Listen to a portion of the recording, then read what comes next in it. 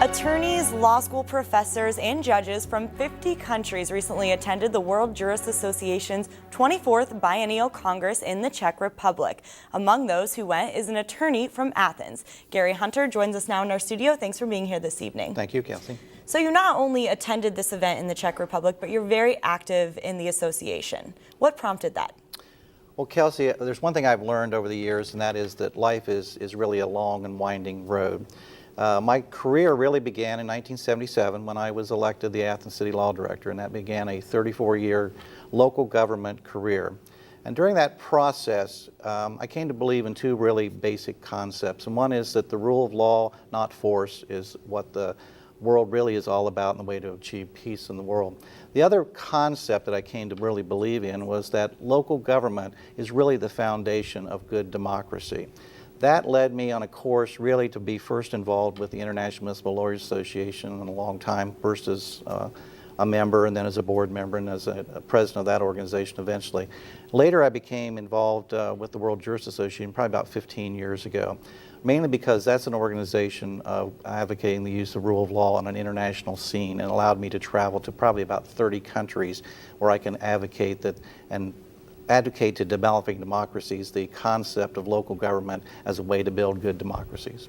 And there you delivered a paper titled "The Use of Technology to Invade Personal Privacy in the Interest of Collective Security.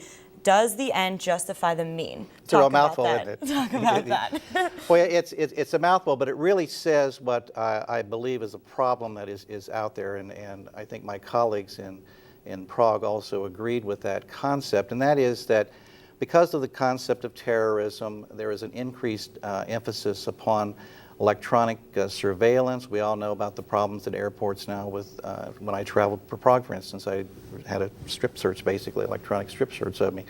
So the interest of privacy of the individual is really of a concern to me, but also you recognize that we also have to give up some of those privacy rights to allow collective security for all of our persons. So I want a balancing to occur, and that's what I was advocating with that paper, that there be a balancing of human rights and the right of privacy versus the collective right of security of people. And I think the Congress agreed because they developed a resolution along those lines. So they developed a resolution, and just quickly, what is the message behind that resolution? Well, the message is very clear, and the message is that you've got to balance the interest of human rights and interest in privacy of the human individual with the right of collective security, and you do that by ensuring that there is due process along every step of the way, which is, again, interjecting the rule of law concept into it. And also, the action of adoption, does it have any real meaning? Is this something that's going to bring about change in the world? The answer to that is clearly yes in my mind, but it's one person speaking, of course. The World Jurist Association is an organization that was created in 1963 by Charlie Ryan, who was at that time the president of the American Bar Association, also was active in the International Bar Association.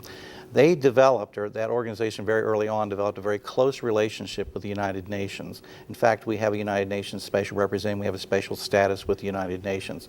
So the resolutions that we adopt, and there are only about 15 or 20 resolutions that the organization adopts at a Congress, go straight to the United Nations, and there they're assigned to committees. So there is real possibility that it will, in fact, advocate and receive some benefit in the world, yes. All right, well, thank you so much for coming in this evening. It was great talking to you. Thank you for giving me the opportunity to come in.